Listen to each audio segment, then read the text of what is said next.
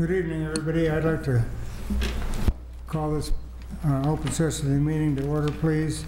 And the first item on that is to go out of closed meeting. Do I have a motion, please? So moved. Second.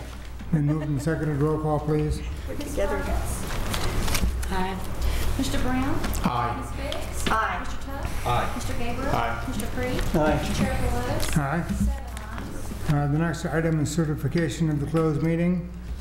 Whereas the Board of Supervisors of Montgomery County has convened closed meeting on the date pursuant to affirmative recorded vote and in accordance with the provisions of the Virginia Freedom of Information Act, and whereas Section 2.2-3711 of the Code of Virginia requires a certification by the Board of such closed meeting was conducted in conformity with Virginia law.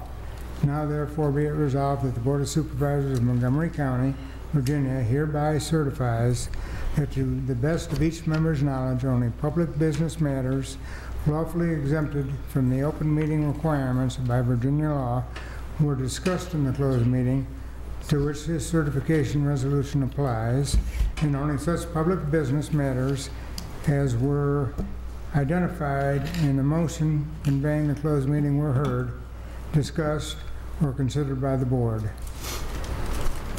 Do I have a motion, please? So moved. Second. Moved and seconded. Roll call, please. Mr. Brown? Aye. Ms. Biggs? Aye. Mr. Tuck? Aye. Mr. Gabriel? Aye. Mr. Creed? Aye. Ms. Perkins? Aye. Chair Lewis? Aye. 7 ayes. Okay. The next item on the agenda is our invocation, and at this time we will take a moment of silence and consider all the things that are facing us today.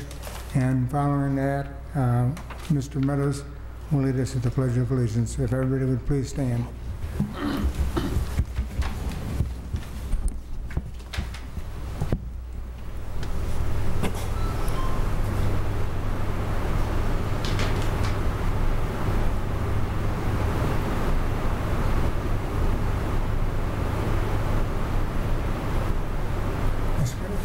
Let us pledge, please. I pledge allegiance to the flag of the United States of America and to the republic for which it stands, one nation, under God, indivisible, with liberty and justice for all. Thank you very much. Thank you. The next item is a delegation, and Mr. Clark from the Virginia Department of Transportation will give us some updates.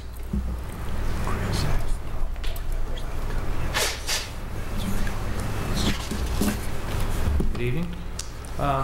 Just a few things to report on. We spent a lot of the month of October, a couple of weeks and a half getting our trucks ready for snow, and then we had a little bit of a scare of it, although we didn't actually have to go plow much, but we had the I guess the aftermath, the nor'easter after the hurricane, or Sandy rushed by us, where we at least were on call for it. I know we did get some snow in Giles County, so we didn't have to worry about it much here in Montgomery, but we are ready for that now. Spent probably most of our efforts have been on getting the dirt roads machined. We had fallen behind probably because of the other storms this summer, and put a real push on getting them graded before wintertime.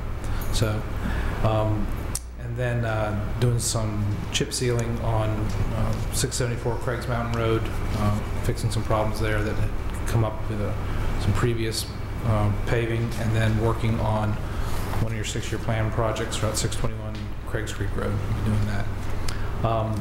Revenue sharing project of 637 Allegheny Springs Road is almost complete. The box is in. It's a box culvert replacing the bridge there at Systems Farm. That one's almost done. Should be finished on schedule.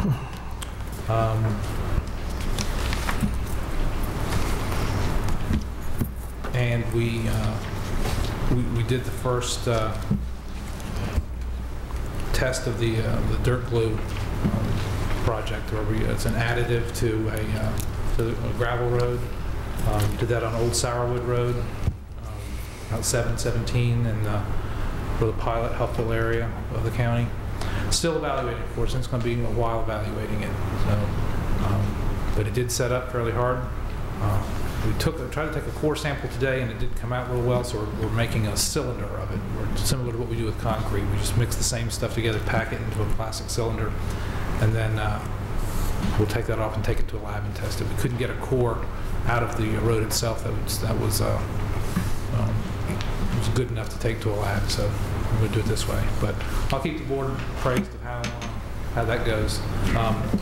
Can tell you they also made a dust suppressant that we've tried out there on the far end, and that seems to be working pretty well.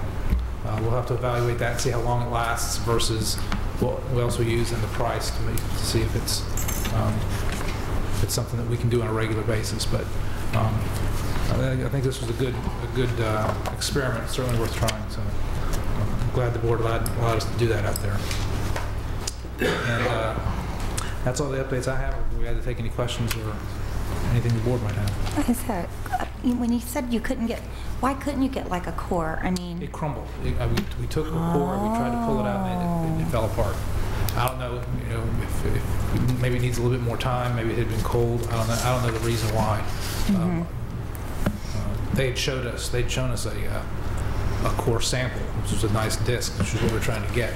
We take it to the lab and do a hardness test on it, a strength test. But we weren't able to get that. So we might try it again in a week or two and see how it goes. thanks.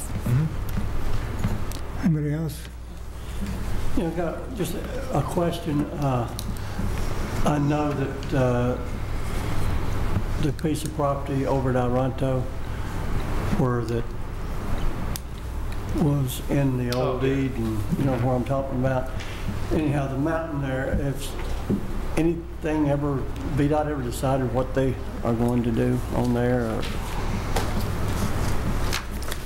I think we're still working with the county engineer on figuring out what they're going to require that property. You're talking about the erosion issue, or what, or the part down below? For the erosion from the mining of the of the rock, I guess. Yeah, we're still working with the county to see if they have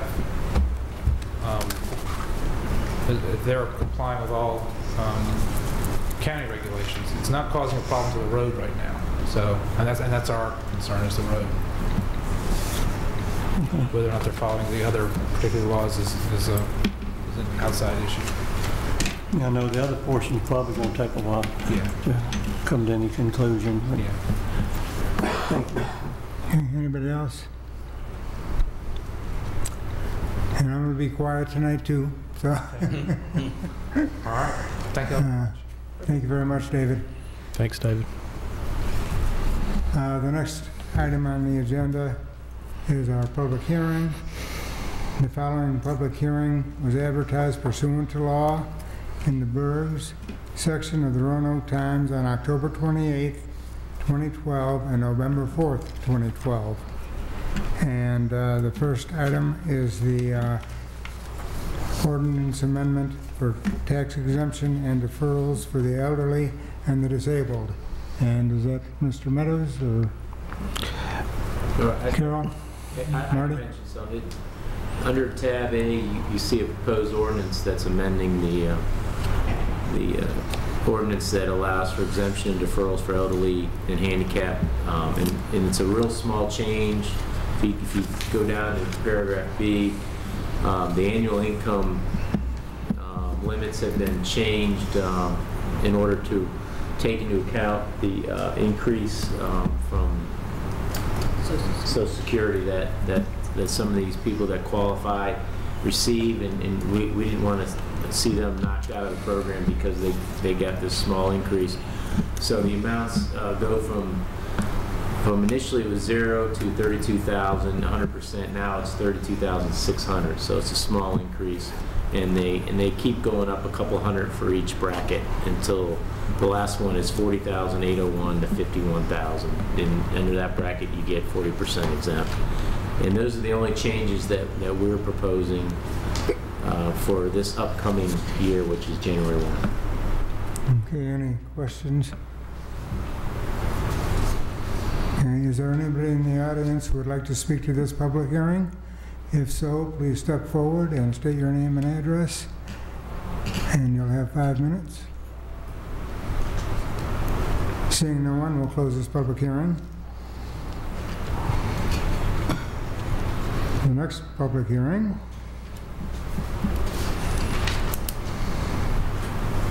is Ordinance Amendment Joint Tourism Program Agreement. And Mr. Meadows, I think. I can take that one. When the board adopted the organizational agreement between the county and the two towns for the creation and implementation of the joint tourism program, it was contemplated at that time that the tourism director would be an independent contractor and work under contract to the joint agency. After we got into the program, however, we realized that it really made a lot more sense to set it up like we have our 911 authority director set up, and that is that the tourism director would be an employee of the fiscal agent, which in this case is the county, and the proceeds from the lodging tax revenues that are collected by the two towns in the county come to the fiscal agent, and then we pay out that employee's salary and benefits from that. It's just a cleaner way to account for it. But after we made that decision, we realized after the fact that that's not what we said we were going to do in the organizational agreement. So we just need we need the boards to amend the cooperative agreement for Section 2, which relates to oversight of the director and how the director would be hired. Any questions from board members?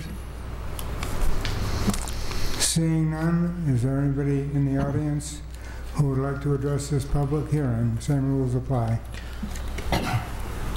Seeing no one, we will close this public hearing. Thank you. All right. The next item on the agenda is public address. We have 3 people signed up. I will call your name, and if you'll step forward, please, and give your name and address, and you'll have 5 minutes to speak. The first item on the list is John Anderson. You'll please. And speak into the mic, please, so we can.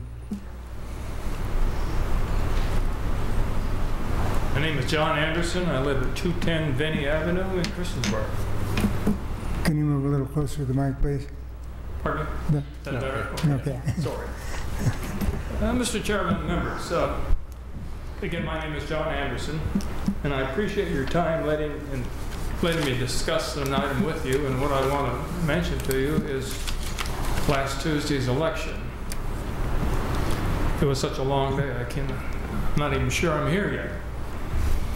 For the past 5 years, I had worked in Montgomery County polls, this year as a precinct chief for B4, which is the Christiansburg Recreation Center. We accommodated 2,391 people through that small room from 6 in the morning to 7 at night. It was a real experience. Long lines of up to 75 people. But not once did I hear any concerns, any problems, or everybody got along well. We got everybody through, and it worked beautifully. The county had about 200 people working the polls this election. They all received 2 to 3 hours, you may all know this, 2 to 3 hours training, and worked a 16-hour day. I believe the total vote for the county was 39,000 people. These poll workers deserve a notice for a tremendous job.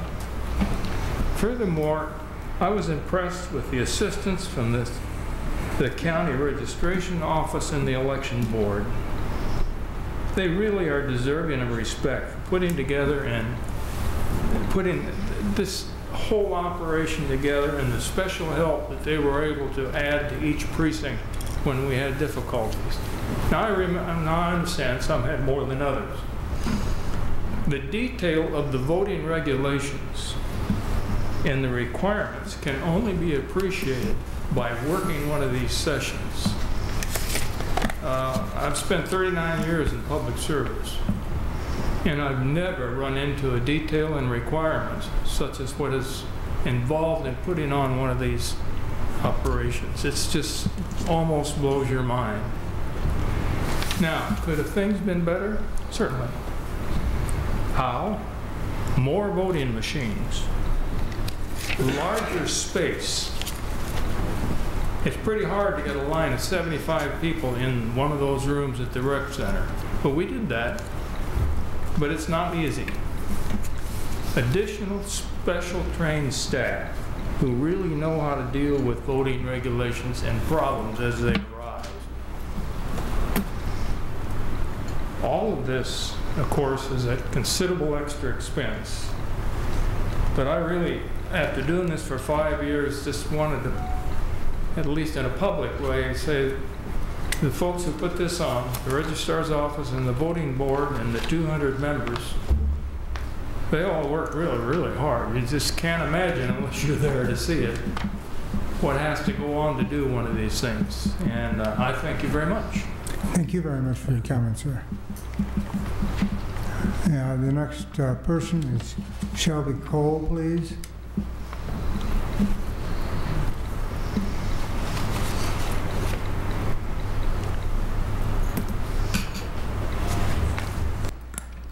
Shelby Cole. I live at 4045 Old Town Road in Shawsville, and I also want to speak to matters concerning the election.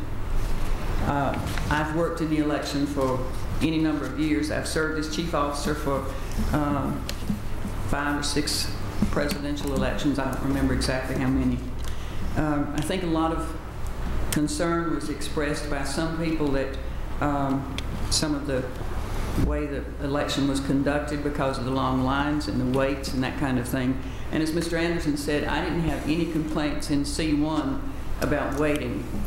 Most of the people were standing in line. We had about 3 or 4 lines going like this, and they were taking time to talk with the person in the next line, really seemed to be enjoying themselves.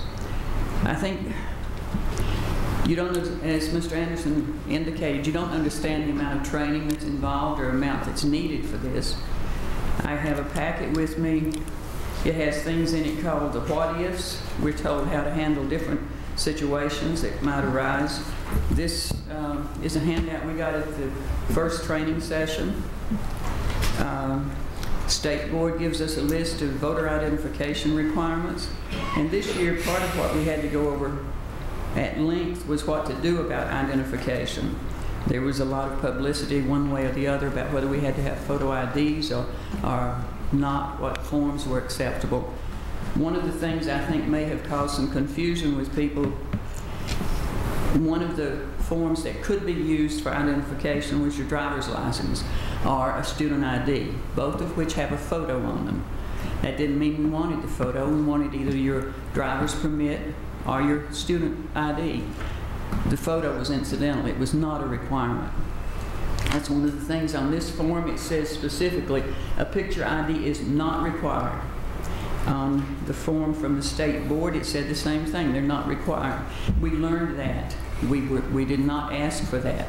Now, I can't speak for the other precincts. I know that sometimes someone might make a mistake and ask for it. That's possible. None of us are beyond making those mistakes.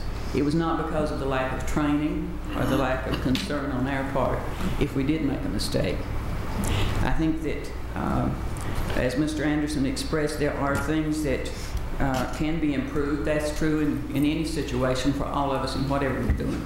I do think that the registrar's office has helped me in any number of ways when I've had to call and ask about someone that might have moved in from out of town.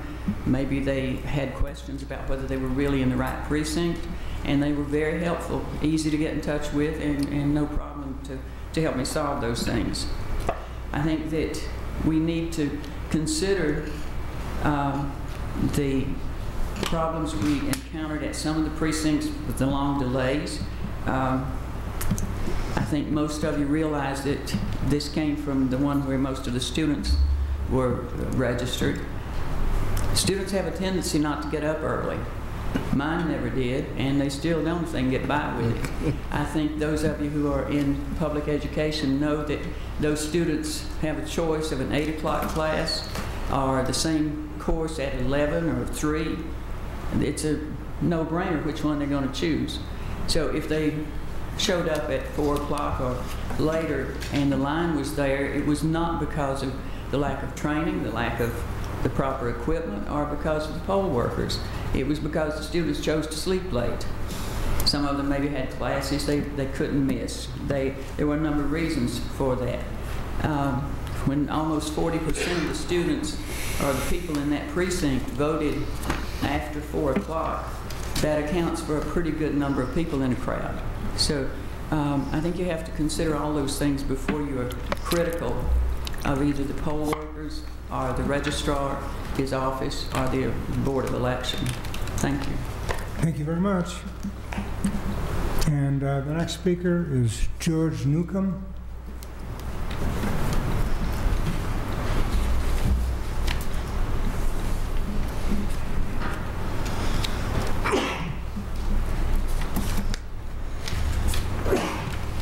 Mr. Chairman, Board of Supervisors. My name is George Bo Newcomb, so Chris will know who he's talking to. I'm a volunteer with the Christiansburg High School Music and Drama Departments. I've been a resident of Christiansburg. I live at 215 Overhill Road, Christiansburg, right across the way here. And I've been working with the Christiansburg High School choral music programs and the drama programs for the last 25 or so years, ever since my children were there. I retired from the military as a civilian nearly 6 years ago, and ever since that time, the auditorium at Christiansburg High School I've been known to be asked where my bed is kept back there, because I stay there most of the time. I've seen an awful lot of things go on in Christiansburg High School in the auditorium. I've seen churches rent the building on Sundays for 10 years or more at a time. I've seen dance studios come in to do their recitals. We've had talent shows from outside and many activities other than those just for the school itself. There's a great need for updates to most every part of the auditorium, but the one most pressing issue, in my opinion, is regarding the lighting in there, the lighting and the rigging for the lights. Last week, just prior to the school boards coming in, they went through, the maintenance personnel went through and replaced all of the lights that were out in the auditorium. And I can tell you that right now, at least 4 of those have already burned out. There are very high intensity bulbs out in the audience. I'm sure they're bound to be expensive, and I've been told by those who put them in that they have to turn the electricity off, replace the bulb, then turn the electricity back on. And they're in cans, and they said that those cans within 15 seconds will be so hot you cannot touch them. So this is bound to be an energy problem. The stage lighting, several years ago, the stage lighting, which was is on bars that can be lowered, were locked in place, and we're not allowed to lower them anymore for safety issues. These bars really need to be released. They need to be inspected, or whatever needs to be done. They need to be released so that they can once again be lowered and raised to adjust the lights and do what needs to be done for the various activities. Lighting on the stage is different for, say, a concert, a band concert, or a chorus concert, as it would be for when we perform one of our plays. So we need to be able to adjust those lights without having to call in maintenance personnel who may have to spend hours helping us adjust the light.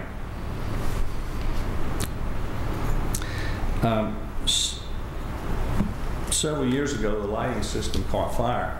And I don't know if any of you were aware of it or not, but back in when the school was built, the lighting system looked much like the old switchboard. You had a wire that you pulled here and plug in over here, and a wire you pull and plug over here. And it caught fire.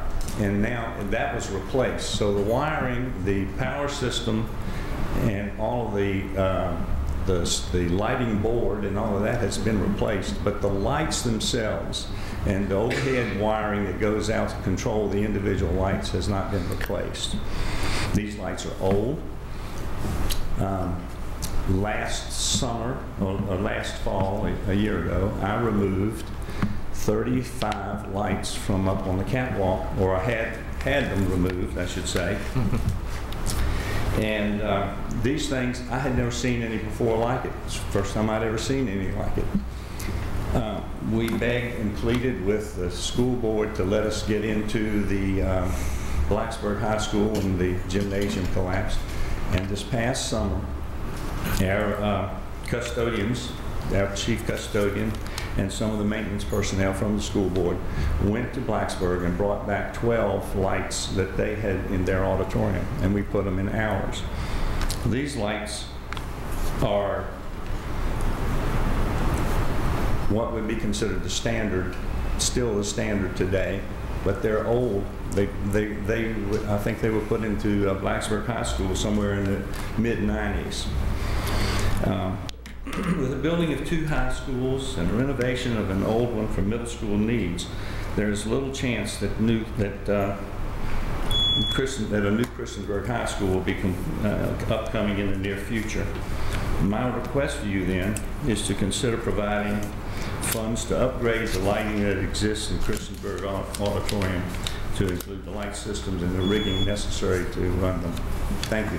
Thank you very much. There's nobody else signed up for this public address, but if there's anybody in the audience who would like to come speak, please step forward and again give your name and address, and you'll have 5 minutes.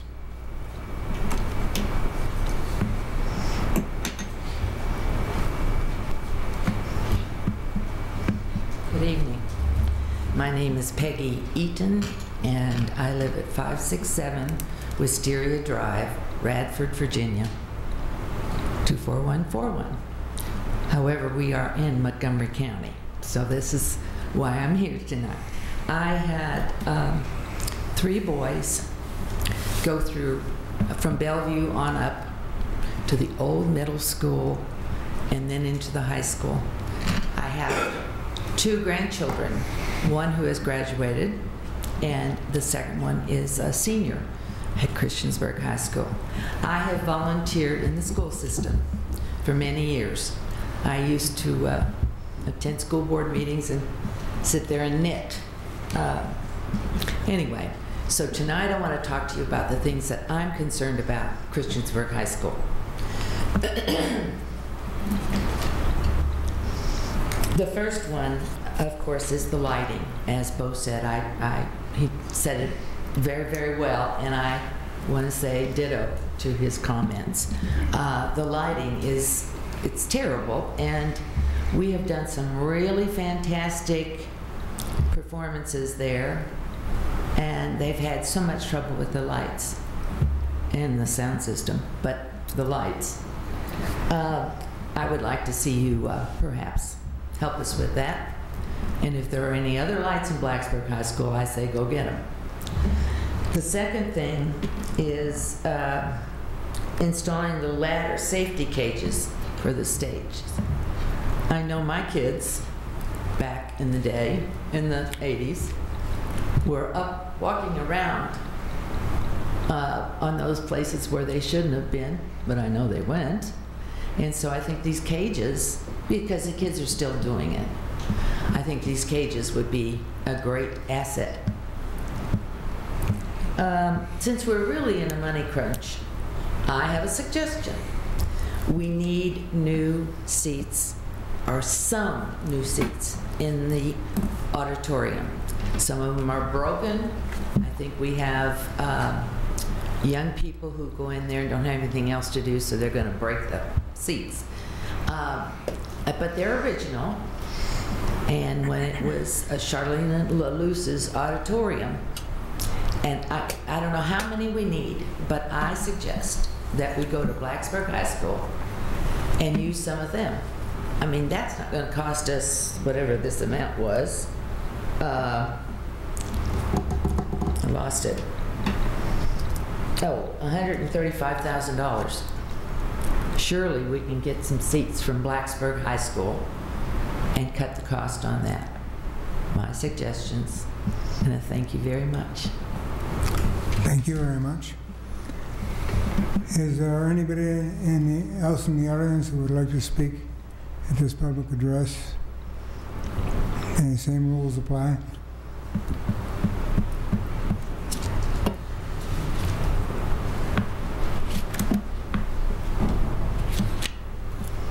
Mr. Chairman and the board, my name is Andrew Bradshaw. I reside at 475 Summit Ridge Road, Christiansburg, Virginia, 24073. I'm the senior class president at the Christiansburg High School, and I just have a few concerns about it. Mainly the lockers and the sidewalks outside of the school. The lockers are both outdated and very worn, as are they very small and do not always have adequate storing room for many of the students' needs. Also, many of the locks have fallen off and have been replaced with padlocks, and that does not look uniform. The color of them is orange, which I don't feel really creates school unity, kind of detracts from it and has a very odd color. And I think the cost to replace them would be, I think, $300,000. And also the sidewalks at the exterior of the school are very chipped. There are weeds that are coming through them, and it's very easy to trip on them. I've seen several students fall, as well as I have. And I think it just puts a very negative appearance on the exterior of the school when these sidewalks are both chipping and weeds are outside of them. Those are the main concerns that I have. Thank you all very much for your time. Thank you very much. Is there anybody else who would like to speak to this public address?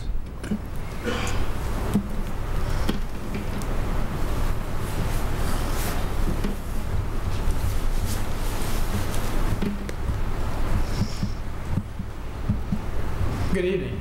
My name is Charles DeHart. I'm the Assistant Chief out at the Virginia Tech Airport, and the November 6th elections is what I'd like to speak about. I have some positive news. Could we get your address, please? Thank you. 506 Lester Street, Christiansburg, Virginia. Thank you. Thank you. Two real neat things happened. We had long lines, of course. Everybody knows that. We actually closed our doors at the airport at 12:20 a.m. on the 7th of November. We had extremely long lines, but amidst all of that, we had a Democratic poll watcher. His name was John. I got to know him as John. I believe his last name was Sarver.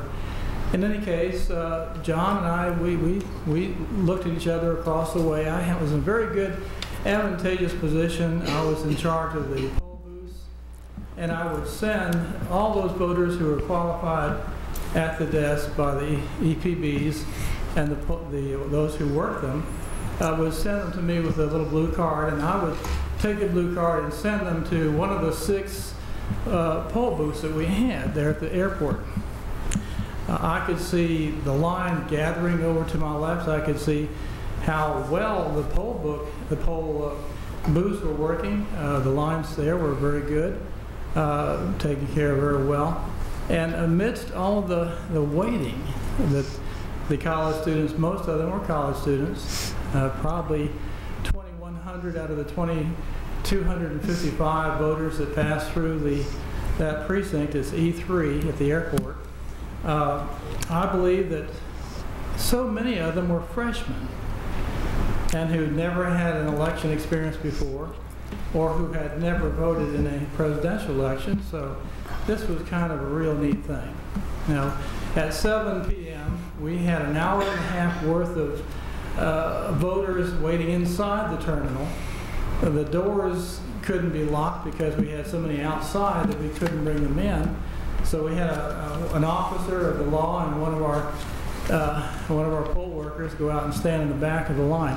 We had 2 hours worth of people outside the doors. So we had an hour and a half inside and had 2 hours outside. But saying all of that, we had so many, I didn't hear any complaints about waiting. And in addition to that, many of I had time to kind of small talk with some of the voters. If they had to wait where I was standing till the booth came open, we had a chance to talk, and I'd say, how are you doing? How long have you been in line, that kind of thing. And some other things as well. And we just didn't have any complaints. And so many of the freshmen were just so exhilarated to be there. Even if they had to wait 3 hours, I think the longest wait was 3 hours and 15 minutes. And they gave a great account of themselves. They were excited to be there. They had smiles on their faces. One girl went to the polling booth, and when she got through, she just threw her hands up and gave a good yell and had a great time. The last thing that I'd like to report is that John Sarver said, as the Democratic poll watcher, he said of all the precincts he's been in, he was so impressed with how smooth the procedure worked inside the airport amidst those long lines. And so I just want to report those two good positive things to you. Thank you. Thank you very much. Is there anybody else in the audience who would like to speak to this public address?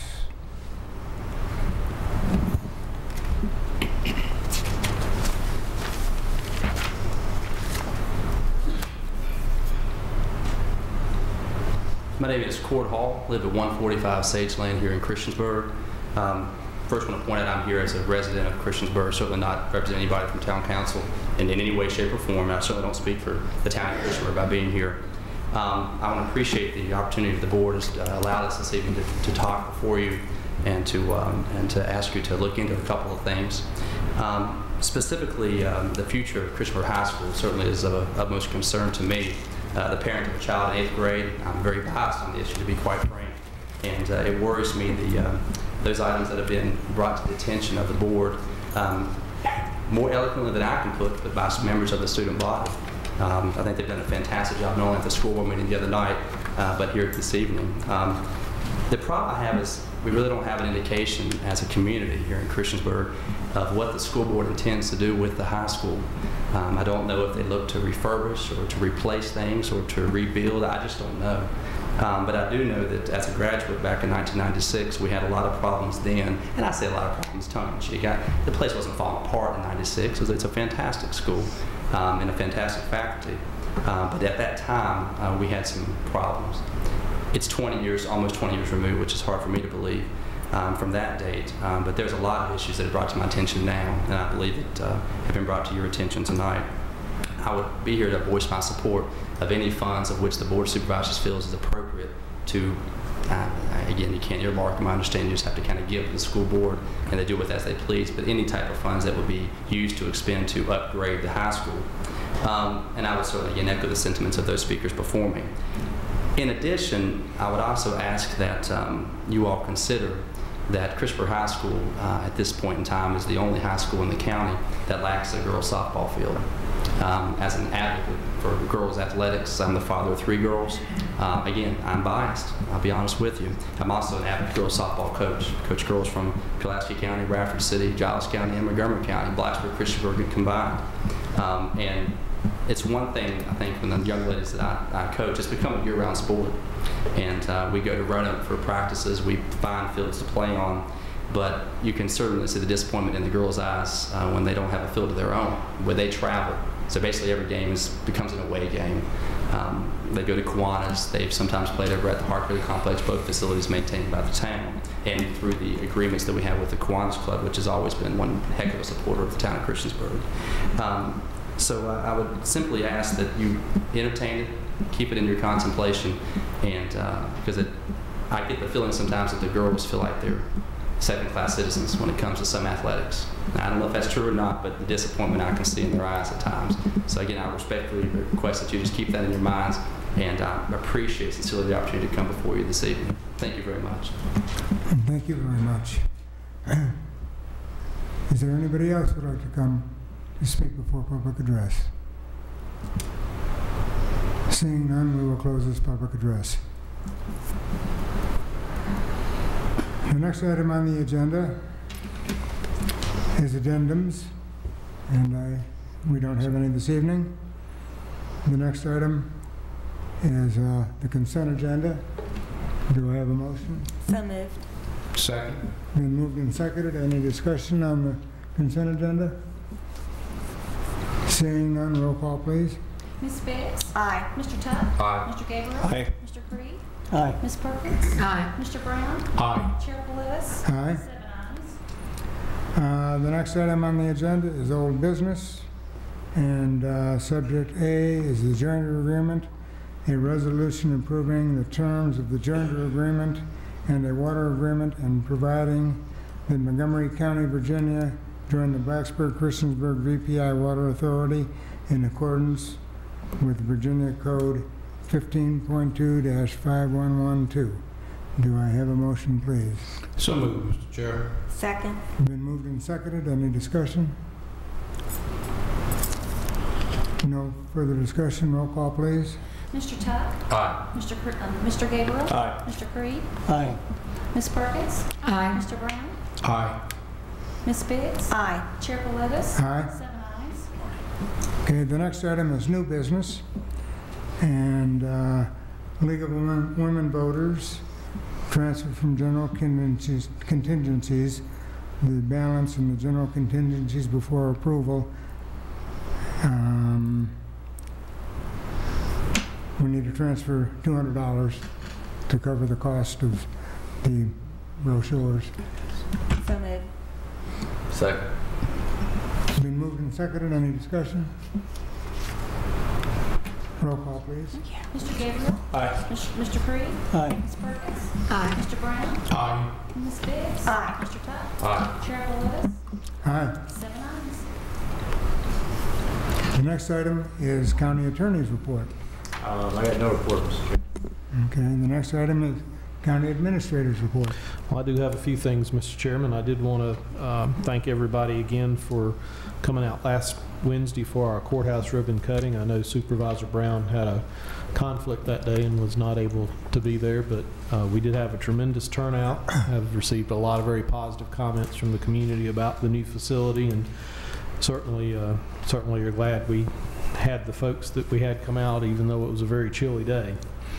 We also had a Supervisor Chair Politis, Supervisor Perkins and Supervisor Biggs, and I attended the VACO conference Sunday through Tuesday. Didn't really hear any new exciting news on any front, basically more of the same. I think the state still anticipates quite a few challenges in their upcoming budget, and I'm sure that we'll be seeing the fruits of their frustrations before too long. But it's always good to have the opportunity to talk to other elected officials and appointed officials from around the state and get some ideas on how they're addressing some of the issues as well. I did want to wish everybody a good Thanksgiving next week. That's hard to believe. I was working on the calendar the other day, and I just can't believe, I don't know where this year's gone, but we'll be in the depths of budget before you know it. Also wanted to let you know the county kicked off their annual United Way campaign today. Our goal is $5,000 for the county, and we did a great job with that last year. Our employees always reach out and help those that are less fortunate, and I'm sure we'll have a good campaign again this year. The last thing I wanted to mention, the board chair and I have discussed this, but I wanted to mention to you that we have realized that there is a conflict with the chamber annual dinner on November 29th for the legislative dinner. We didn't have the chamber dinner on our calendars when we set up the legislative dinner. Then we thought, well, we'll start at 6 so we can be done by 7 and get to the chamber's starting at 5:30. So we've got a conflict with that day, and I just wanted to mention that to the board to see if there was any desire for us to try to move that. If we move the legislative dinner, it will have to be moved into early December. If the board has an interest in trying to reschedule that, I'll be happy, working with staff, we'll be happy to reach out to our elected officials and see if we can have just as many or more perhaps in attendance if we reschedule it. But knowing how difficult schedules are this time of year, I didn't want to assume anything until I had a chance to mention that to you guys. But that's November 29th. Okay, Matt? Which, can I ask which legislators right now are scheduled to attend? I believe it's We have Rush, Yost. and Edwards, Yeah. Senator Edwards. So those are the three. And I have talked with Delegate Yost, and he pointed it out to me too. He said, you know, y'all did that on, I said, yes, we know. And but I wanted to bring that up. If you'd like for us to try to reschedule, we will. If we try for another date and can't get as many legislators, we'll just leave it alone, whatever you'd like. And we don't have to do a dinner either. We can do a brunch or a lunch, although I know that conflicts with folks that have court and school. So, anybody have any feelings on? Well, it was brought up to me by somebody that was hoping that the Board of Supervisors would be able to be at the chamber event, because there's a group of individuals that have gone through this training that get awarded certificates. They are developing community leaders. And they thought it would be really important for us to know about it and be there. I guess my thought would be, I agree with Craig that it's going to be hard. I mean, if you want to try, I don't have any reason to say don't try. But if we lose out on getting the legislators there, that would be not a good thing. But a lot of them like to go to the chamber thing. So you've got that conflict going on. What we could do tomorrow, and I'll offer this as a suggestion, is we'll look at the calendar and see if we can find 2 or 3 days. We can email. I don't know if everybody has the opportunity to look at emails during the day tomorrow. We'll email that out to everybody and see if we can find a day or 2 that works for you guys. Then we'll turn around and reach out to the legislative delegation and see how that works. And if we can match it up again, we will. Otherwise, we'll leave it alone. Okay. Is that all right with everybody? Okay. Thank you. You got it. And that's my report. All right. Supervisor Creed. I'm only going to have one thing that I will mention, and it has nothing to do with anything we're doing here, but it does have to do with the food bank of Eastern Montgomery. And we're trying a real unique little thing to see what will happen. The whole area of Elliston and Shawsville are having, all the churches down there, they're having a singing on the 24th day of November, which is next week, next Saturday, at 4 o'clock. There's about, I don't know, there's 6 or 7 different churches that's got representatives in the choir, and it is some big sound. I'm gonna tell you, it's good. It's just, if you miss it, you're wrong. And to get in the door, you either need a can of food, or they will take up an offering during the thing, and you can put your money for a can of food at least in that. Now, of course, they will take 3 or 4 cans if you want to bring them, but it's for a very good cause. This time of year, we're just running short on food, and the food bank trying to get packages out for these folks for Christmas, and I'm yours truly will be there, and we're gonna have a good time. That sure be That's the 24th. The 24th. The 24th. Okay. Could you maybe send an email to everybody so they can get on their calendars? Because I'll forget. Where is it? Next Saturday. It's at the Big Spring. Next Saturday. That's quick. It's Big Spring Baptist Church in Elliston. And that's on 460. Yeah, it's on the hill. 460. Okay. All right. And you're going to be in it, right? I am. Okay. You don't need a manager, do you? Yeah. What about I'm going to put it on. It starts at 6? 4. 4. Yeah. Okay. Well, that sure beats fighting the crowd at the mall, so. Yeah, it'll be a good time. Be different from anything you'll hear this time of year. All right. Supervisor Gabriel. Yeah, thank you. I have a few things here. First of all, Frank Ladd was on the Planning Commission for District G. He's unfortunately at the end of his 2nd term, and so we'll be advertising a position on the Planning Commission for the county in District G. And so I invite anyone who happens to be watching or listening that if they live in District G, they might consider applying for that. Also wanted to remind everyone, which I'm sure you all know about, that our last county conversation has been rescheduled for the week after Thanksgiving, Wednesday the 28th. It'll be at the Blacksburg Library. It starts at 7 p.m. Yes, sir. So hopefully that'll be on the calendars. One other thing I wanted to mention is, I should have brought this up last time, but it slipped my mind when we were talking about the budget calendar. And I wanted to, we had talked about kind of changing things up perhaps, or I had suggested perhaps changing up the style of how we garner public input, and especially inspired by how successful I think the county conversations have been.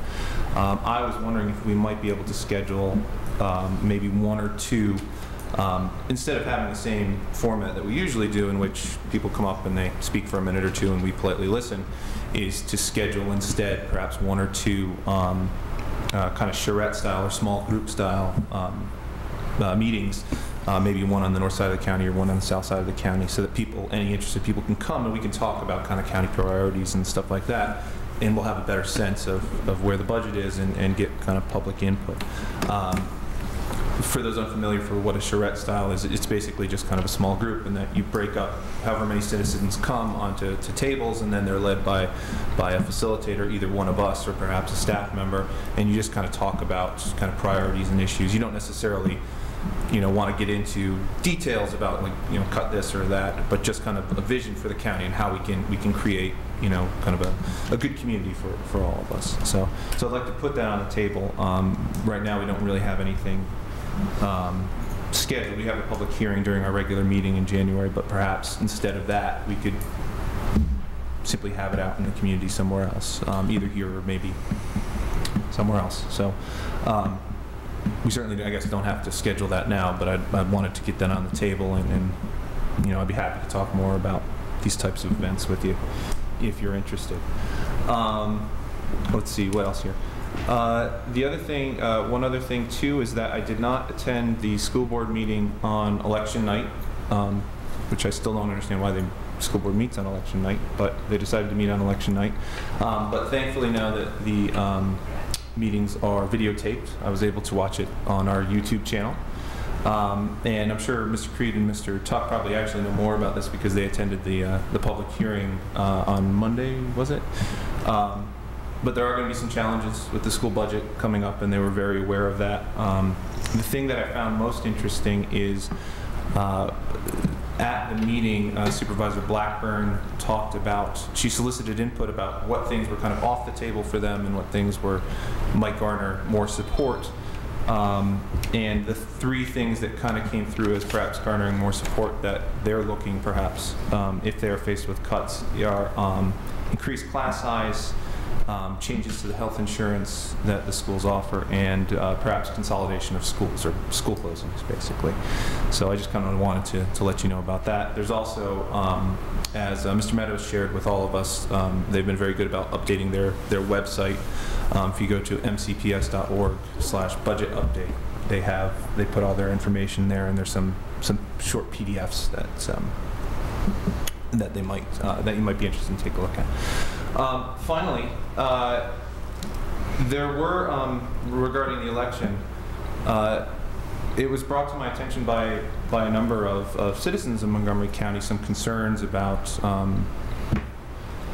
not even necessarily concerns, but some questions about the way that voting was handled at certain precincts, and I felt that it was my obligation to bring them to the boards and to the public's attention. And so I will also provide this in written form to Mr. Meadows, and he can pass it on to the registrar and to the electoral board, and hopefully they can answer these things. Again, I don't offer this in the spirit of trying to be punitive or anything like that. It's simply that these things were brought to my attention. Part of it simply has to do with the fact that I work at Virginia Tech campus. I work around students who live on campus all the time, and so they share their election experiences, most of whom voted at the airport at precinct E3 with me, and so I feel the need to bring that to people's attention. Generally, the comments that I got about precincts outside of E3, there were very few. a couple friends and friends of friends and acquaintances mentioned that there were some long lines at F2, which is at the middle school, the Blacksburg Middle/High School, and also at A3, which is in Margaret Beeks. But you know, these were in the neighborhood of 40 to 45 minute waits, sometimes an hour. That seemed relatively reasonable to me, especially given the high volume that presidential elections turn up. There was some confusion, it seemed, about the ID requirements, and there were some instances, students reported to me, in which they said that they were required to present photo ID, and they were specifically asked for photo ID. Now, I told them, having done some research, that if this was their first federal election, if they registered by mail, they were indeed required to produce photo ID. But some of them said, okay, that makes sense. And other ones told me that no, they had voted in Montgomery County before, they hadn't in fact even voted at that precinct before, and they were still being asked, because they had showed a student ID, they were asked for supplemental ID above and beyond that. Specifically regarding the Blacksburg Airport, and these comments come from voters, mostly VT students, but some otherwise, having spoken with a couple of poll workers and election observers who were there.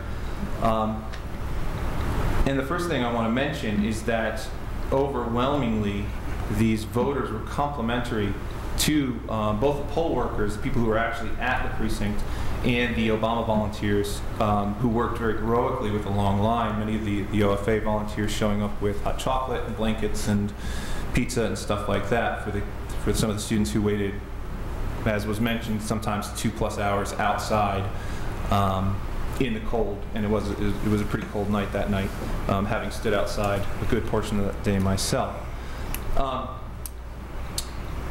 There were about 20 students who either talked to me or emailed me saying that they waited more than 2 hours. Mostly, they said they waited in the 2.5 to 3 hour range to vote at that specific precinct. And this occurred, according to the people who contacted me, across the entire day. It wasn't just confined to the early evening.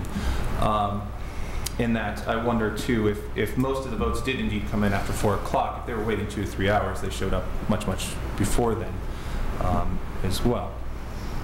There were some concerns about the location itself, mostly because, as I think was mentioned, is that there was a relatively little space inside.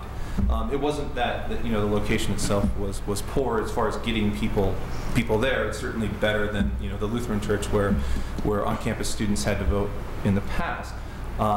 Because it was, however, cold, thank goodness it wasn't raining, the majority of the line was outside again in the cold, and perhaps that should be taken into consideration.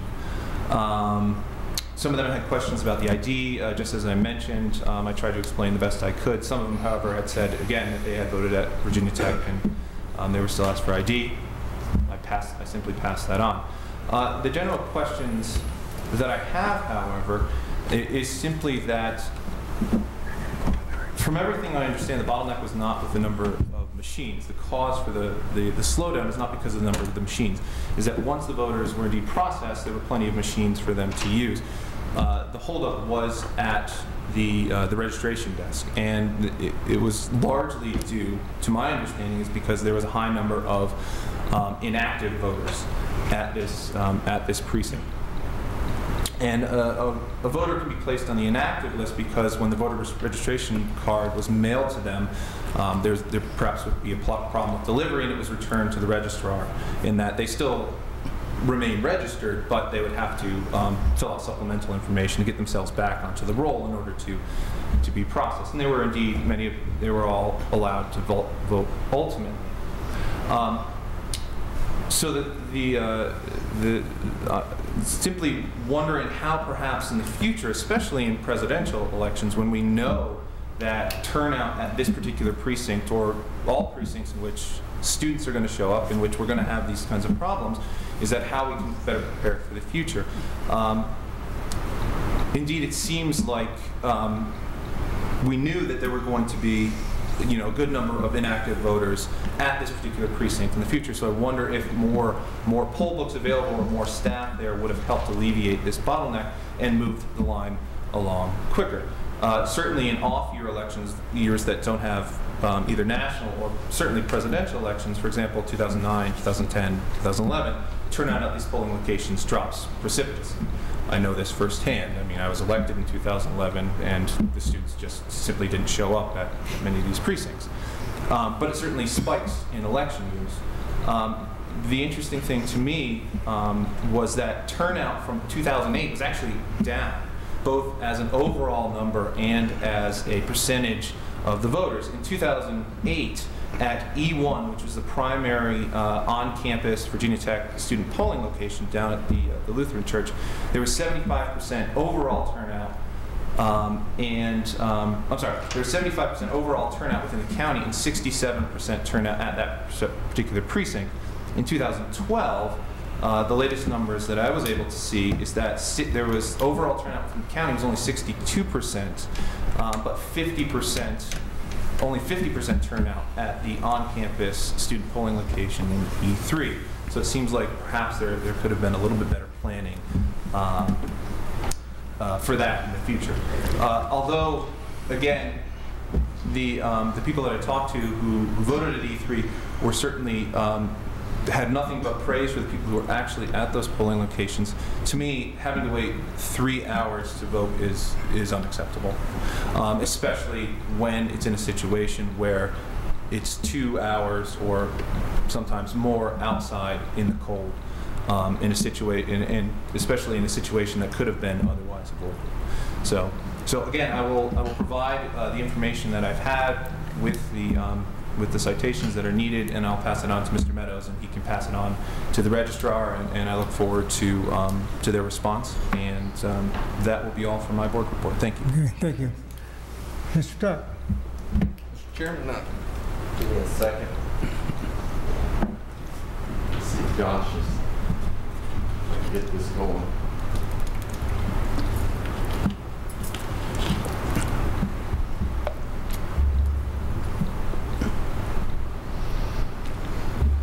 And I sent out an email to all of you, letting you know along the lines of what I intended to talk about tonight. Some temporary capital or short-term capital improvements for Christiansburg High School. I've been asking for those numbers from the school board since about April. We got those numbers, I want to say late October, early November. I just thought it was interesting, the big brass plate says 1971. And I think some of the existing structures haven't been changed, haven't been updated since 1971. When we look through the list of projects that were provided by the school board, there's numerous things. There's some things that I personally wouldn't look at putting money towards. And I think it would be a mistake for us to go in and say, these are our priorities. What I'm going to propose this evening is to set aside money for capital improvements at Christiansburg High School from the one-time monies of $4.2 million, with the hopes that the school board will then come to us with an idea and say, okay, these are our priorities. These are what we need to address. But I want the board to make sure that you are aware, when they talk about the sidewalks, this is in the very front of the school. It's coming up. This is not the only panel. But one of the issues is about $6,000 to address some of the worst parts of the sidewalk. Not a lot of money, but it needs to be addressed. The auditorium seating, we heard talk about that. This is the front row. This is the front row on the right-hand side. As you can tell, 2 of the seats in the front row are broken. You can see and you can see a little bit of the red thread. It looks like somebody's tried to sew some of the seats back up, but the repairs haven't held, and they're ripping. This isn't the only seat. You can just walk through just about every row. There's the tears. And now on the left-hand side, out of the 4 seats in that picture, 1 of them is not broken. In regards to safety issues, you know, when you go in and you talk about these catwalks that the kids get up on, and in regards to the lights, you look at the ladder and I said, well, that doesn't need a safety cage, until I walked up and then I looked up and see that it goes up about 30 feet. You heard Ms. Eaton talk about how she knew her 3 boys would go up on these catwalks. We're talking about a few $1,000s, a safety issue. You look at the lights and the stage lights, you'll notice it's not from lack of replacing the bulbs. because the wiring isn't right. And you heard Bo Newton talk about that some of the lights will get so hot they will burn you to the touch. That's a safety issue. You've seen there it's about $50,000 in request. I did think it was very interesting for the school board to conduct their meeting at Christiansburg High School. They could not use the sound system that exists at Christiansburg High School. They brought in a sound system. And Mr. Creed was there, and I just took a picture of it. I was there a little bit early and thought that was interesting. Now, the kids who won that competition that I talked about, Sheila Motor Mile, they got $20,000. Now, these are bright kids. They've been hearing some of their teachers and saying that they don't have paper. They want to put some of the money towards paper, but they also want to put some of the funds towards, and this wasn't listed as a request from the school board, but towards a new sound system. I think I mentioned to some of you that the sound system there, they've got a new sound board, but the problem is the speakers are still from the 1970s. They don't mesh. You get a lot of crackling, a lot of popping, and I guess that's the reason why the school board needed to have the speakers come in.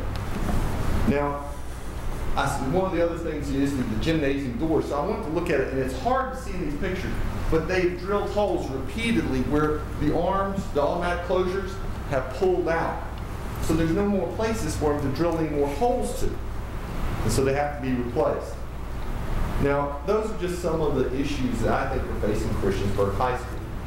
Now, again, I believe that we've got to set aside some of those funds to be able to address the needs. But there's pictures I couldn't take. There's a picture of a girls' softball field that doesn't exist. And so now those girls, they get on a bus to go to practice. You've seen the price tag for on campus is $135,000. And so what I would like to see this board do, as it's done with the animal shelter in regards to it, set it aside, let the school board come, but I would ask that we set aside $400,000 to address the short-term capital needs, especially until we know whether we're going to have a new Christiansburg High School in the future or a remodeled Christiansburg High School in the future. Hopefully the school board will then come before us, and then they'll have a list of what they believe are their priorities. They'll listen to family members who have come forward today and talk about what some of the needs are, and that way we won't be micromanaging the school board. Thank you. Thank you. Anything else?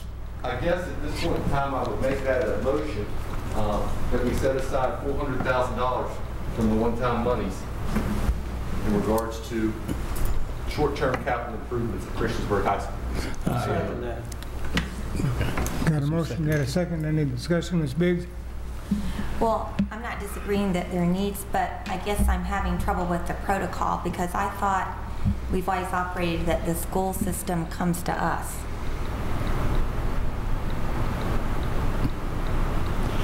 I would say that the school system has to see what was out there every day when they go in.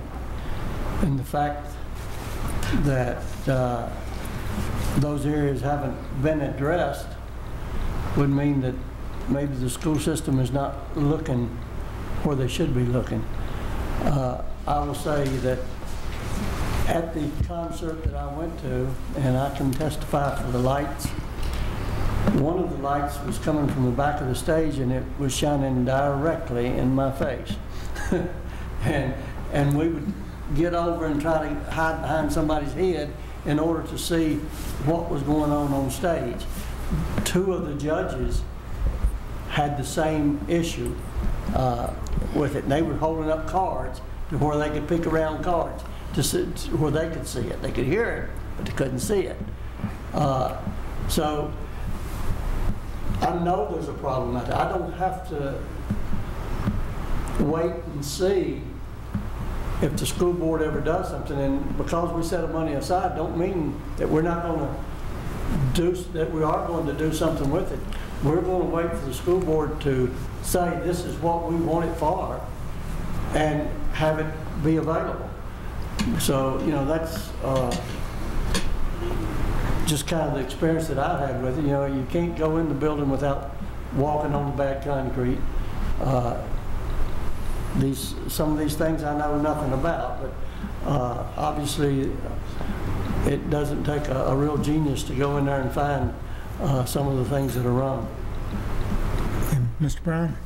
Some of the things that I see here are safety issues, and I'm really concerned about safety. I'm really concerned about the stage lighting, and when it gets so hot, and that it would burn the hands to the touch, and that they're burning out rapidly, and so forth. The cages, safety cages around the ladders and things like this. I mean, I would hate for us to sit here and discuss it and talk about protocol, and next week you hear about some kid falling because we didn't take action. And the action is to set the money aside, but the school board would set those priorities. They would come to us and says that, hey, this is how we'd like to spend this money, not the board of supervisors saying you're going to spend it on A, B, C, and D, because our priorities and theirs may be different, and they manage the school system. So I don't have a problem supporting the request. I would generally agree, but again, I kind of echo everybody's concern about the protocol of it. So perhaps I could make a suggestion that, and in fact, that the money be designated for school capital improvements, and the school board be suggested to bring their list, which hopefully will indeed include all these issues at CHS. And in fact, I would suggest increasing the amount that we earmark for pressing capital needs, because my concern is, as Mr. Brown mentioned, some of these are safety issues and they need to be dealt with. The problem is the school board needs to be dealt with, and honestly, I want to know why they haven't brought this to our attention before this moment, and why one of our supervisors has to do this. The other thing that concerns me, however, is that there might be another issue out there that really does need immediate attention in another school, and if we earmark it for CHS, then we don't have the flexibility to respond to the school board's needs, which is ultimately who gets to make those decisions. And I want to be clear about this, I don't want to take the money away from CHS. I want to allow for the possibility that there might be another problem that we might be able to help with. And so for now, we'll simply, like we've done with the animal shelter, say for immediate capital needs in the schools, I would say instead of 400,000, I would say 500,000. And I'd be willing to offer that as a friendly amendment if Mr. Tuck would agree. I'd like to hear some more discussion from our other board members, I think, and then I will pause my amendment. I'm very torn on this situation. Having been at Christiansburg High School as an assistant principal, and then going in there to have my hair done once a month, I think I brought up to the school board when we met together that the walkways were just very dangerous, for not only for me but for the school children that are going in there, and that it certainly could not take an awful lot. Nobody responded to me though when I said that at that meeting. If you recall, nobody said a word about that. So I'm torn because I know there is a protocol. I know that the school board needs to come to us and say we need certain things, but when you look at the budget that we passed, I'm not sure that the members of the school board know that we could possibly set aside some money from our budget or from our one-time monies to help them with some of the maintenance issues that are on that list that you pointed out. I don't mind sharing with you that I have been bringing the short-term capital issues up since April. Yes, you have. And I have yet to see and telling them that there is the capital, the one-time monies are available. I have said that I would entertain and help support. But months have gone by, and maybe it's because I'm new, or maybe it's because I've got the private sector, but that's why I felt compelled. As soon as I got those numbers, I wanted to move forward. Right. And so that's why, and also I guess there's a fundamental, I want the folks at Christiansburg High School, I know we're not going to be able to do a new school for a while. That's the reality. The bond issues, all of us know that. But we've got a lot of new high schools out there. That's great. I toured the Blacksburg High School. It's a fantastic facility. I'm glad for those kids. But I also want the kids at Christiansburg High School to say, hey, listen, here's a Band-Aid. We're going to get you there. You're going to have the same type of facilities. Sure. But we just need to take care of some of these needs. And that's the reason I geared it more towards Christiansburg High School. And frankly, it's in my district. I was aware of what was going on there.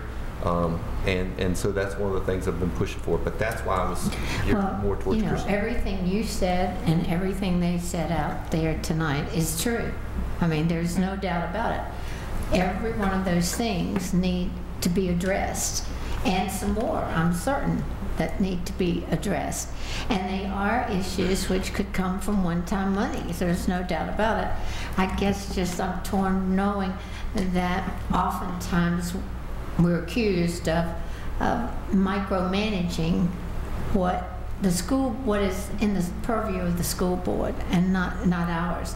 And yet at the same time, I'm trying to think of instances in which we have committed money when it hasn't necessarily been asked for by the principal or by some other administrator, but has certainly been asked for by parents. And that to me is a very significant thing. And those people, those two, Peggy Eaton and Bo Newcomb, I tell you, they have given so many hours to the school system. They know what they speak of. Without Bo Newcomb, I do not know how all the programs would really be put out there. And Andrew Bradshaw, I remember from my middle school days, and he's a super kid. I'm really pleased that he's the student body president. And he's right, the lockers are just not of the best quality, but they've been there. Everything's been there since day one. But there have been some upgrades there. But what I'd like to say is I do support having some money set aside to meet some capital needs. I think what I've said is if there are things that we can correct with money and get them out of the way, that, sidewalks, they can be corrected, that can be done and gotten out of the way. And if we have the capital funds, which we do, then that's what we ought to be doing with them. And somehow what we need to do is just let the school board know, yes, we're going to set aside some money for some very short-term capital needs, some things that can be done and gotten over with, and we can move on to other things. Then work with them to let them know that parents have come to us and people who've donated time to say that certain things at CHS need to be done. So, they've got that long list of capital needs. There's no doubt most of them are really serious issues. And I've looked at those over and over again, but I'm willing to set aside money, but I'm also willing to sort of communicate there with the school board in an effort to make certain that they know we're not telling them they have to do these things. Ms. Biggs. I sort of agree with what Matt's saying, and I agree to set aside money because we haven't set aside. I think I'm the one that sat up here and said we needed to be investing in maintenance on both the county and the school side because all of those buildings are citizen taxpayer investments and they need to be need to be upheld. And I certainly agree with the safety issues. I guess where I was coming from is, are there other safety issues that we don't know about on either side too that we need to be thinking about? That go beyond Christiansburg High School. Mm-hmm. Well, the safety is critical, and it's critical in all schools and all the county buildings and the jail and everything else. So, but if we're just talking about specifically schools, I could go with Matt's proposal that we you know, we up it to 500,000, and then I can go with what Ms. Perkins is saying, that needs to be sent back through, I guess, our county administrator and board chair back to the school board, exactly how it came about. Yeah. I really think we have to do that as part of the protocol, but I do think that they need to know that we are trying to respond to citizen requests.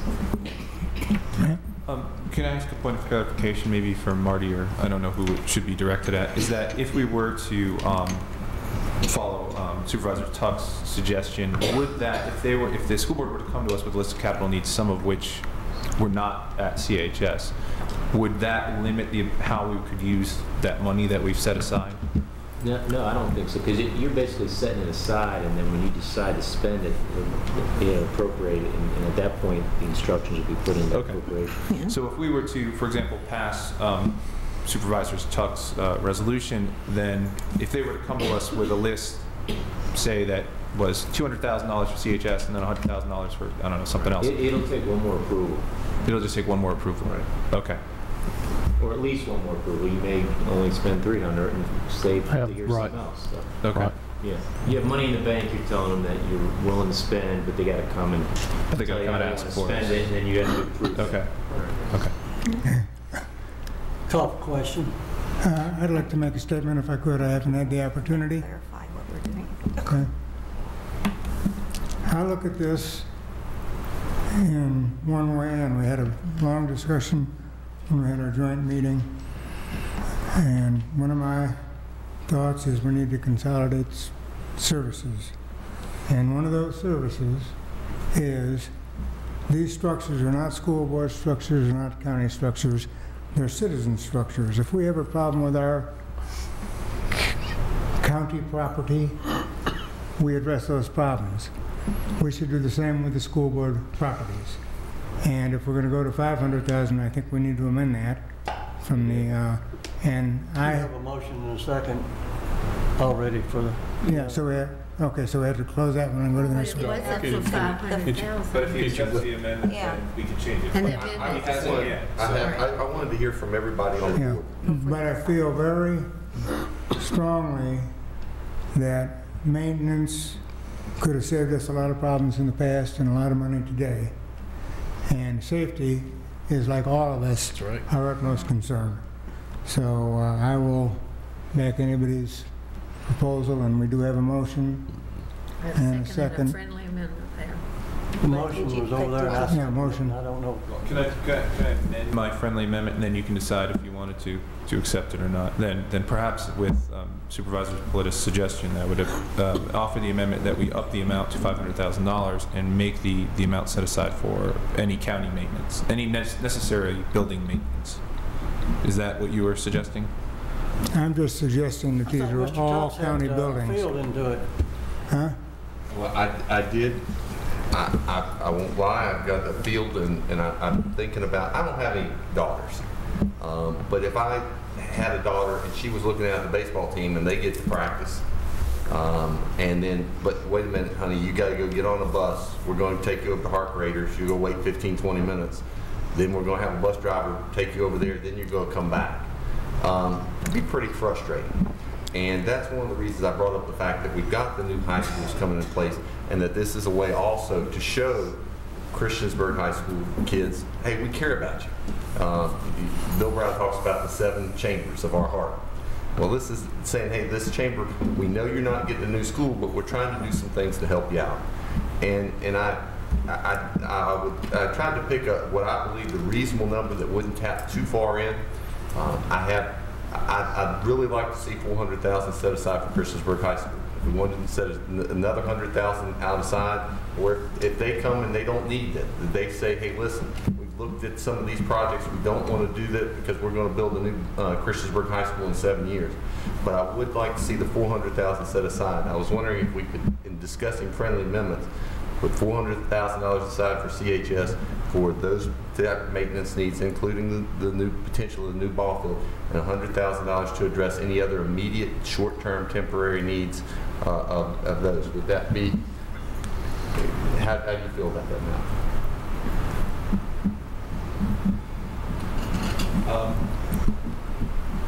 again, my concern is not that. My concern is simply that I want the school board to come to us, and I want them to make the decision because it's their budget and it's their money and it's their responsibility. And I understand the concern, and I'm honestly a bit frustrated that these issues have not been dealt with, that nobody has come to us before to deal with this, and that, again, that you are bringing this to attention instead of them. That we have this one-time money from the windfall and from reserves that we can spend, and we know we have maintenance and capital needs issues longer than both of my arms, you know, and we have an opportunity to actually deal with them, and we're the ones who are dealing with for this on behalf of the schools.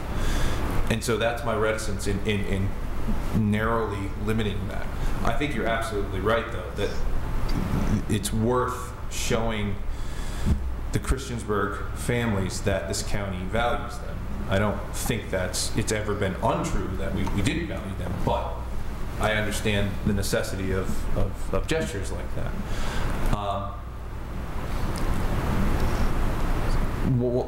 Why don't we do?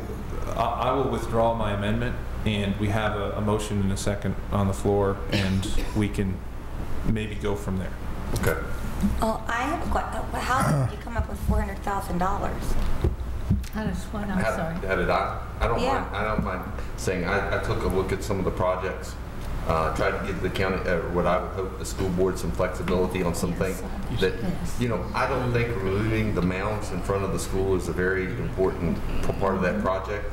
But just because Chris Tuck doesn't think it's important, maybe there is a really good reason, and I don't know what those mounds are, and maybe they really need to go in that $50,000.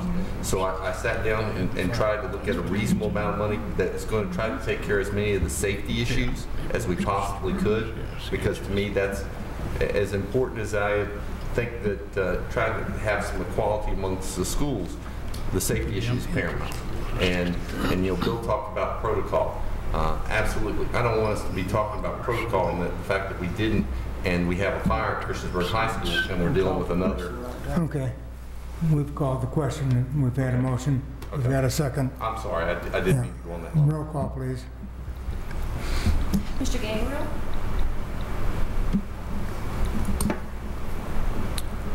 Aye. Mr. Creed? Aye. Ms. Perkins? Aye.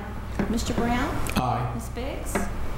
Aye, and I want it made part of the record that I support fully doing something about these safety issues, but I also want to keep in front of the board that other safety issues could come forward from other schools or other county buildings.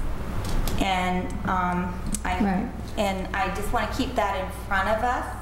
I don't feel comfortable actually with, you know, this coming up and just voting on it tonight and just going and saying it's $400,000, because it could cost more than $400,000. Then I don't know what you do. But I just want it made part of the record that I have, that I fully support Christiansburg High School's safety issues and doing something for the high school. I think it's critical, but I also have sort of this uneasiness about how we're going about doing this. Mr. Tuck? Aye. Chair Phillips? Aye. 7 ayes. Anything else, Mr. Tuck? No, I think I'll be quiet now. Okay.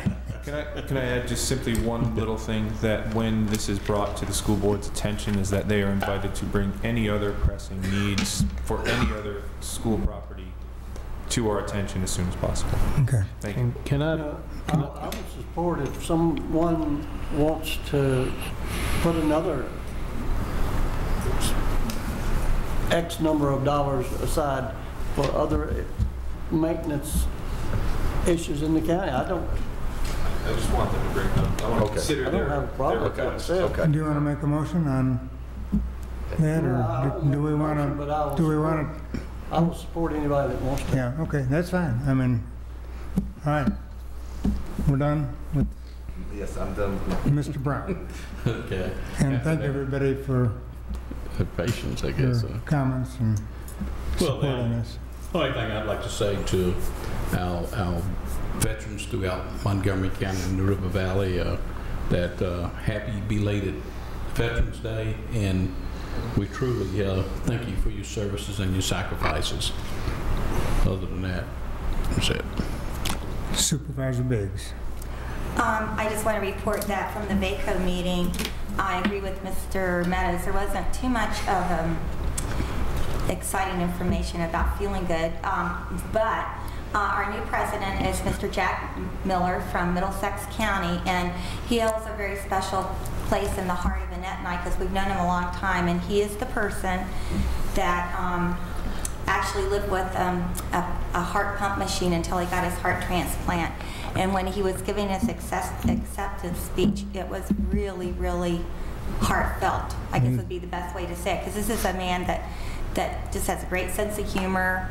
He's always making you feel better, but when he actually got up to accept the presidency, got choked up a little bit about it. But I invite him to come whenever he could to visit our county. We also have a new member that represents our Region 10, and his name is Gary Tanner, and he is from Appomattox. And so we are the two that represent Region 10. And I also want to bring to your attention that I attended a workshop with Senator Emmett Hanger, and he's a longtime member of the General Assembly. It was on tax restructuring. He was very receptive to the locality's concerns about the fact that everything, of course, is being pushed from the federal level to the state level and then down to us, and we're not given any ways to raise revenue to pay for it. I don't know if it will go anywhere, but he was receptive also to the fact that maybe we could get some kind of working group together. He's spoken on this issue before, so I don't know really. I guess I don't have much faith that we'll go anywhere, but I thought it was good that he came, and he is someone that listened to our concerns. And let's see, on the voting issue, I think Matt covered all that, and I guess that's all. Okay, Ms. Perkins. Okay, I do want to say the same thing that Ms. Biggs said about my vote for the set-aside money. I know that there are other safety issues that really do need to be addressed in our county schools, and whether there are any in the county-wide, I don't know. But I think we need to, in your liaison meeting, let the school system people know that we have set aside, or we can set aside some money for safety issues that need to be corrected immediately, and that we are willing to listen to what they have to say about that. Because that's one of the things that we're required to do, is health, safety, and welfare of our citizens. And that's part of our mandate as members of the Board of Supervisors.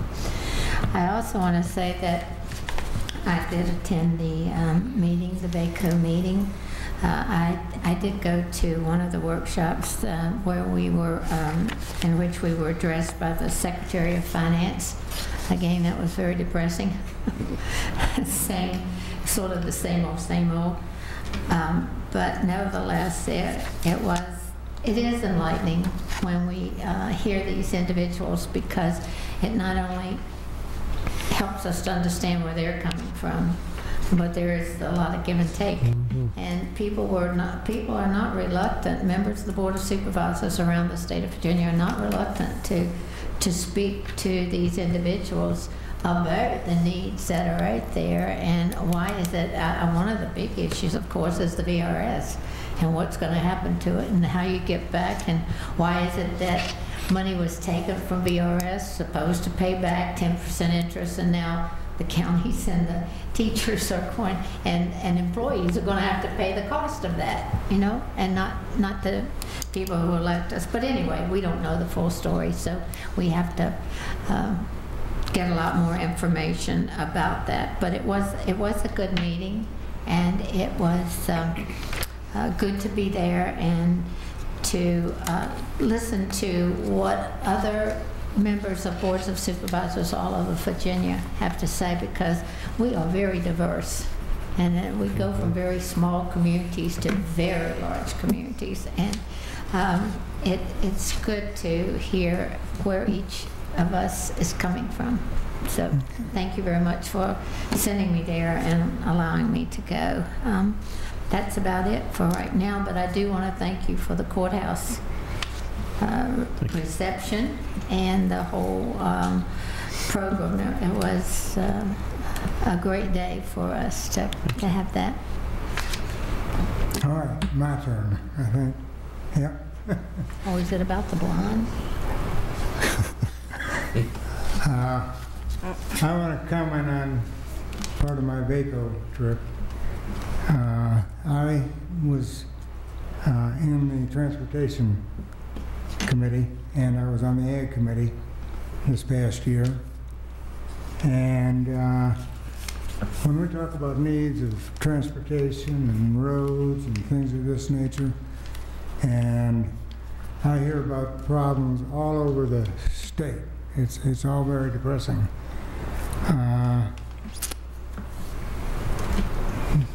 We've talked about the possibility of road issues coming back to the county on secondary roads and our responsibilities there.